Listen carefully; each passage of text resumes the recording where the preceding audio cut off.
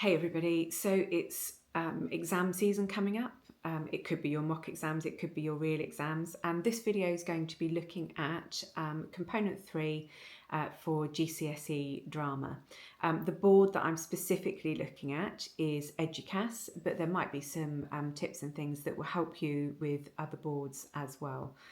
The other thing to be aware of, obviously, is, these are my way of approaching questions.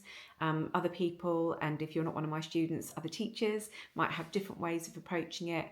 That's fine, get some advice from different places, see what style works for you, because everyone has a different way of approaching these particular things. Now, the very first thing that I would say to you is if you are doing Eduqas as an exam board, they have some really good exam walkthroughs on their websites. So do go through and have a look through them. It's a PowerPoint. Actually, if you go directly to the website, you can click on and get audio if you have PowerPoint as well. And they essentially walk you through the paper and they describe what it's going to look like. So all papers are going to have instructions on the front. They give you suggested times at the bottom. So they suggest for section A that you are going to want to use an hour and 5 minutes, and for section B you're going to use 25 minutes. We will talk about timing sort of as we go through this particular video. This video is going to be concentrating on your long answer questions for section A.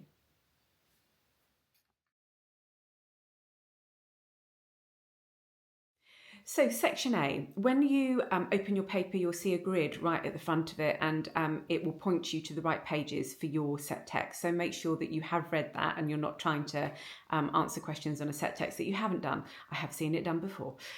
So make sure that you are going to your set text. Now, what they will have done for this year, 2025 and onwards, is they're going to be printing the extract in the actual paper. It always used to be that you take in a clean copy of the text, which you will have this year still, because you need it for later on.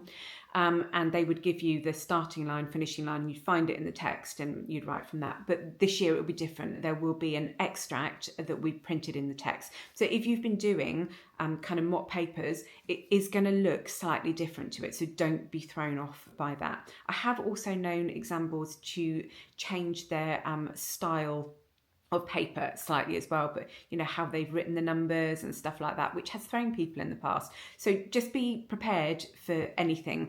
The most important thing is that you are reading questions.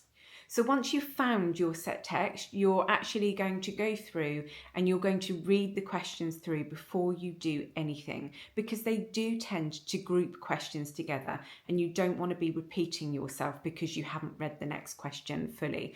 So go through, read through the questions and go with a highlighter pen or your black pen. And highlight your keywords that you need to remember to use within your answer, or the commands that it's given you. We'll go through that a little bit more when we're looking at questions in particular. But do take a few minutes to do that before you do anything, because it will get your head in the right space. Now, some people say to me, should I start with the longer questions and then go back to the shorter questions? Now, some teachers say, yeah, do that, get those done because they're the big hitting marks. I just don't recommend it personally, but that's just me. I don't recommend it because the shorter questions are there for a reason. They're there to kind of get you into writing, essentially. The first few questions are only 1 and 2 markers. So they are there purely to kind of get you into the swing, get you into the right headspace, get you embedding that vocabulary into your work quickly. You've got some quick gains, you can whiz through those questions quite quickly, and then you're kind of in a bit of a flow when you come to your 12 marker, 15 marker, 10 marker, whatever they decide to do, because they can do whatever they want. And I think you're in a much better place then to answer those questions. So my personal opinion is follow the paper and go through with the smaller marks first. But everybody is different. You might find that you want to do the 15 markers first. But yeah, my preference would be to start with section A, start with the smaller ones, and get yourself into the swing of the exam and in the right headspace for your playtext.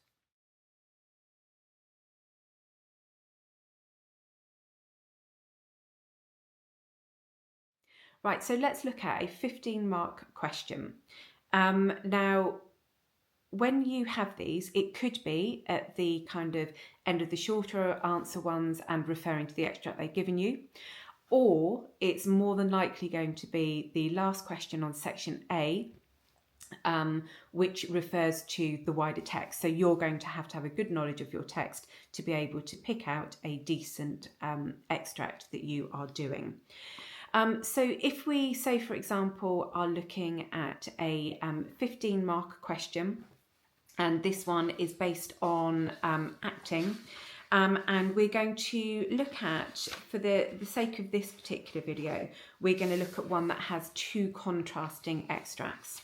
So the question would be, choose two contrasting extracts with Edward.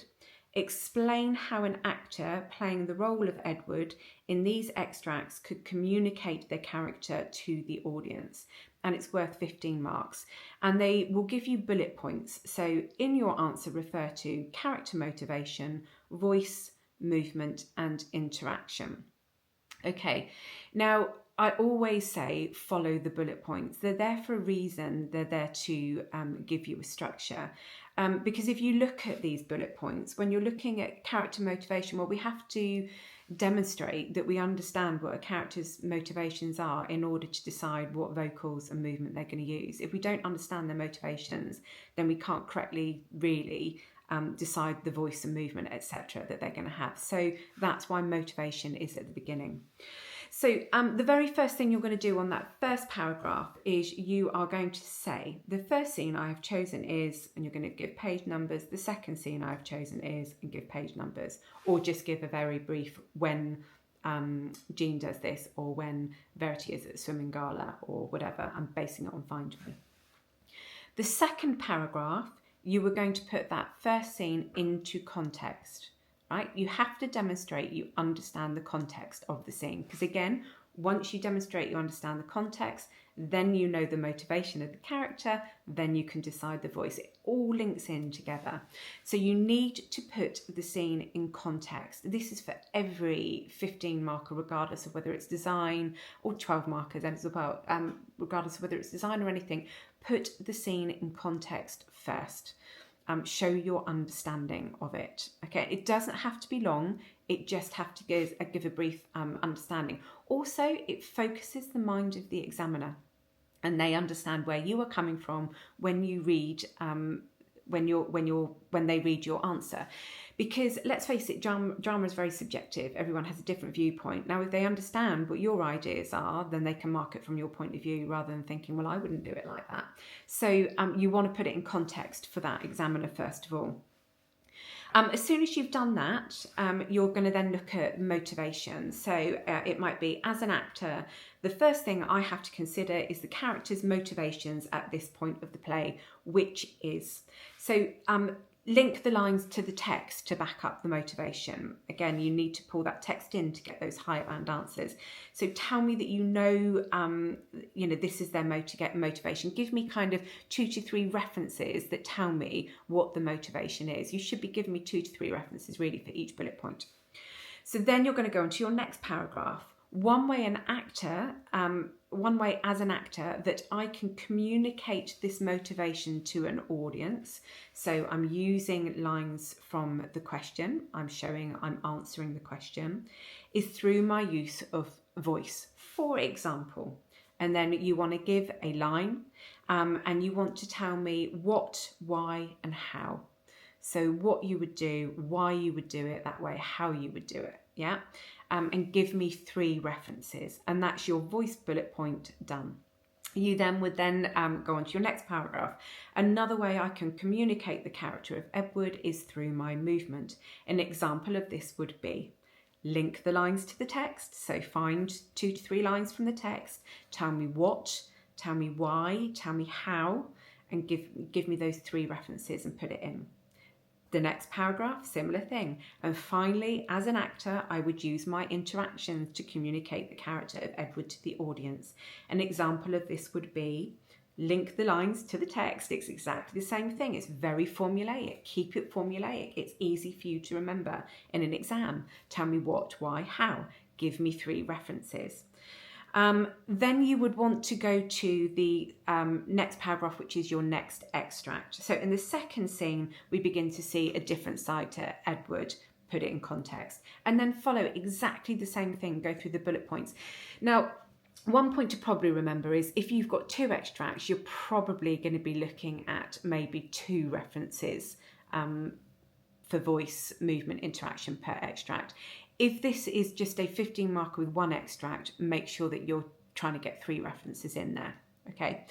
And you're going to do exactly the same thing for that second extract as you did for your first extract. Again, it's formulaic. Go through, follow the bullet points. And then when you come to a conclusion, it doesn't need to be a big fancy conclusion. It can be as simple as, I think that as an actor, using gestures, facial expressions, posture and movement in this way would communicate the changing character of Edward in a way that would explain their motivation during the play as a whole. But do you know what? If you're running out of time and you don't even manage to do a conclusion, it really doesn't matter because you've answered all of the bullet points. You've given them everything that they needed. Okay, so some people like to try and put all 3 things in together and talk about voice, movement and interaction, give that, link it to one example, then do the same again to another example and the same again. I tend to find that a little bit confusing. I find sometimes people then miss out bullet points.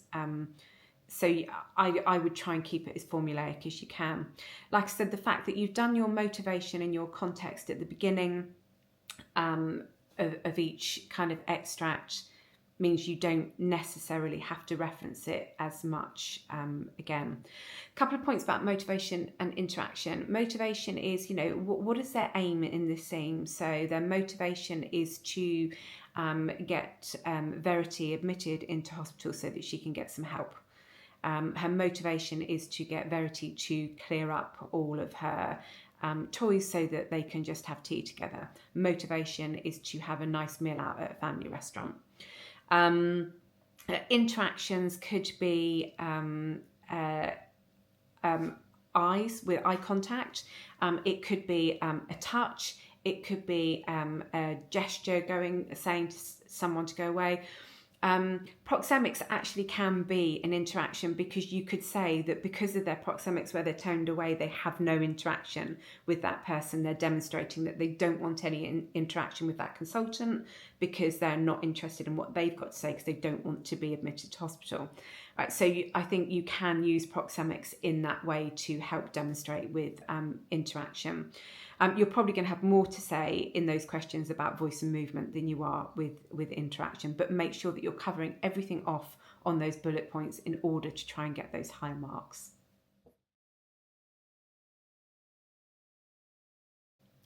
So what if I have a question, a 15-mark question on sound and lighting or design? Well, essentially, I'm doing a similar thing. Right, let's look at a 15 marker for design then. So a possible question could be something along the lines of, explain how at least one key scene can be designed for a traverse stage. In your answer, refer to structure and style, set, mood and atmosphere, how the play as a whole was originally staged, 15 marks. Okay, so I'm looking at, right, explain, one key scene, traverse stage, and then I know everything else that I'm going to do. So the first thing that I'm going to do, obviously, is I'm going to pick my scene. And I'm going to try and put that, again, I'm going to put it in context so that I understand, demonstrate that I understand what I need to be considering within this scene. I'm also going to state how it was originally staged. And so I might say, so for Find Me, originally it was performed at the Orange Tree Theatre, and was in the round. However, as a designer looking at a traverse stage, I need to be considering that my audience are going to be on two sides, and I will have them on raked seating.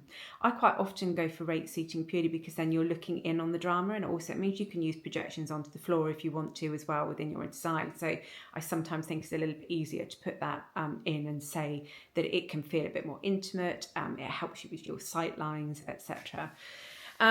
So I'm going to talk about the fact that I know that Find Me has an episodic structure, so that quick changes are going to be needed for set and scenery. And I'm going to say that it has a kind of non-naturalistic style because of all of the multi-rolling. It's very Brechtian in its techniques, and therefore I probably want my set to reflect that style. It may well ask what style you're going to use. So you're probably going to say, I'm going to use a non-naturalistic style in order to keep as true to the playwright's intentions as possible. So we've looked at structure, we've looked at style. We're then going to talk about set. Now, when you're talking about the set, you want to talk about, is it going to be moved on and off by the actors? Does it move at any point within the scene? Talk about that, but you must reference the type of staging that it's on. So if you've been asked to design for a traverse stage, you have to understand, we have to demonstrate that you understand the restrictions of a traverse stage. You don't want to have a massive piece of set centre stage so that people can't see either side. You want to think about, am I going to be doing something at either end? Same thing with a thrust stage. If you've got a big piece of set or scenery at the front, does that block the view of other people? So you do have to constantly link some of your ideas to the fact that you understand you're designing for a particular type of staging. When you talk about set, again, it's the same as when you're talking about costumes or anything like that. You're talking about colour. You're talking about textures. An example I tend to use for this is if you were talking about a table. Now, if I said to you there was a table centre stage, your idea of a table in your head might be very different to my idea of a table. Now, if I said to you that it was old dark wood, that it had scratches along the top, that it had curved table legs or carved table legs, then you're starting to get this idea of a particular type of table. If I were to say to you that it was a white IKEA table with a plain MDF top painted white with straight white wooden legs, again, that would give you a different image of a table. And all of this can actually be quite important because it might be that you're wanting to go for a particular type of thing. So, for Find Me, it might be that I'm using old wooden school style chairs. One, because I might want to reflect the era that the play was written in, so that it was relevant to an audience. Two, because I might want to reflect the fact that it's being used as a bonfire earlier on, that it's been used in lots of different things. So you've got to make sure that when you're talking about your set, you're being descriptive. The other thing you want to talk about is where on the stage is it? Is it downstage right? Is it centre stage? Is it upstage left? So talk about those things. If you're doing something like traverse, or in the round, and it's a little bit harder then to talk about downstage right, downstage left, do a very quick diagram at the beginning of your question, and I put it as a key. So, you have your in the round, right where your entrances and exits are, and just put centre stage, upstage right, upstage left, and so on, so that the examiner can look at it and go, right, now I know what they're talking about there, and they can bring that in for you. Okay, so you want to talk about the set. You want to be talking about the mood and atmosphere and how the set actually relates to that mood and atmosphere within the text. Link it to lines. Even though it's set and it's not actors, link it to lines. I know it's going to be moved on this point. Again, remember, projections can be used to set. So I would have this projected up on the cyclorama at this particular point. Maybe it's the scene with the fire in Find Me. I want the flames to gradually go all the way around the stage on white backdrops or on white flats or on white cyclorama. Okay, so I want to be explaining those different things and linking it to lines within the text if I can. I want to be saying that this would evoke this type of mood, or this would create this type of atmosphere within the piece. The line on the bullet point, how it was originally staged, is the one that some people struggle with, but actually it's quite easy to embed. because all you have to put is at the beginning of your paragraph that where you're stating things, originally the set was this, however I would use. You know, if it's props, originally they didn't use many props, however the props that I would use are. Again, you know, talk about the colour of the props, the type of them, whether it links to an era. The devil is in the detail. The devil is always in the detail. All right, so make sure that you're getting those bits and pieces in. I've had people writing about swim cats and I'm like, yeah, but what colours? And do those colours mean something? Is it foreshadowing something that's going to happen? Right, so you know, make sure those bits and pieces are in there. But you can easily get that originally they did this, however I would do this. Originally they did this, I would keep this, however I would want to add to it, or I would want to develop this further by adding this in.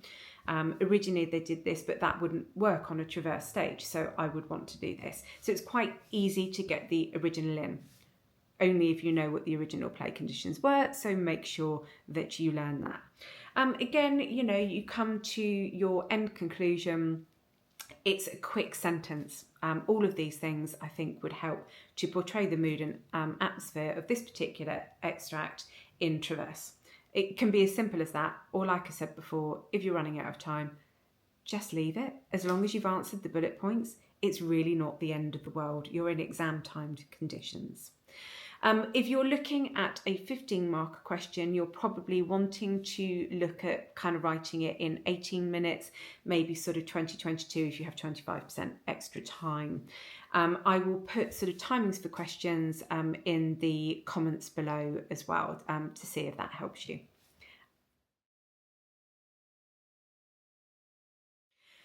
So that's a very quick whistle-stop tour on how to kind of answer these questions. If you're thinking about vocabulary, make sure that you're looking at my video that shows you how to very quickly embed vocabulary into work.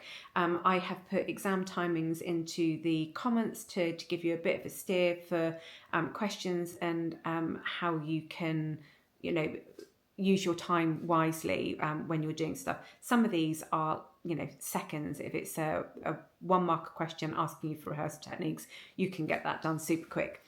So yeah, just have a look at those different things. If you've got any questions, just put them in the comments below and I will try and get back to you. But the main thing is try not to panic. Remember, these are your ideas. As long as you can put them down on paper, then people can't disagree with you unless it's completely irrelevant to the text, then they can disagree with you. But you know, it is your ideas. You've just got to make sure that the examiner can see those ideas and actually see what it is that you are trying to say on the page. If you are having that moment of panic, just picture yourself in your drama studio or in your drama classroom. What did you do when you were exploring this text? Take a deep breath and it will all come back to you. It's all good. You've got this. Any questions, just write below.